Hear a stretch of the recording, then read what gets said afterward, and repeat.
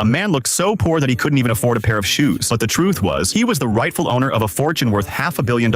As he smiled at the towering skyscrapers, he pointed at them and told people passing by, "See all of this? It belongs to me." Everyone assumed he had lost his mind. He walked into the headquarters of his own company and calmly told the receptionist, "I'd like to see the CEO." She politely asked him to wait and seated him in the lobby. While waiting, he picked up a magazine featuring the very business empire he had built into a global powerhouse. A few minutes later, security guards noticed his torn clothes. Assuming he was a homeless man, they dragged him outside without asking a single question. He stood there in disbelief. "This is my company," he thought. "How am I the one being thrown out?" He tried sneaking back inside, but the guard stopped him again. Anger flashed across his face. Even in ragged clothes, he shouted, "Who do you think you are?" His strength was anything but ordinary. His name was Dashel. He had trained under a legendary master in the hidden Kunlun Mountains and inherited the power of the immortal dragon. Whenever he focused that power into his fists, he became the unstoppable Iron Fist warrior. There was no one left who could match him. Within seconds, he knocked every guard to the ground and walked straight into the CEO's office. The man inside had no idea what was happening. Just then, a woman entered the room. He recognized her immediately. It was his childhood friend Joy, accompanied by Warren, but neither of them recognized him. Smiling, he said, "It's me, Dashel. Don't you remember me?" Instead, they assumed he was an imposter. "I just want to speak with your father," he explained. Warren immediately snapped, "Call security and get him out of here." Joy looked at him sadly and said, "Don't you know? Our father died of cancer 12 years ago." For a moment, he was speechless. Then, he quietly replied, "Now that our parents are gone, we should sit down and talk." 15 years earlier, he and his parents had been flying on their private jet when it malfunctioned over Mount Everest. The plane disappeared, and the world believed the entire family had died. Now, after all those years, a man who looked like a beggar was claiming to be the true heir to a billion-dollar empire. No one believed him, and even if he really was the missing heir, would anyone willingly hand back that fortune? Security returned, this time carrying firearms. When he realized even his oldest friends no longer recognized him, he chose not to fight and quietly went with them. Inside the elevator,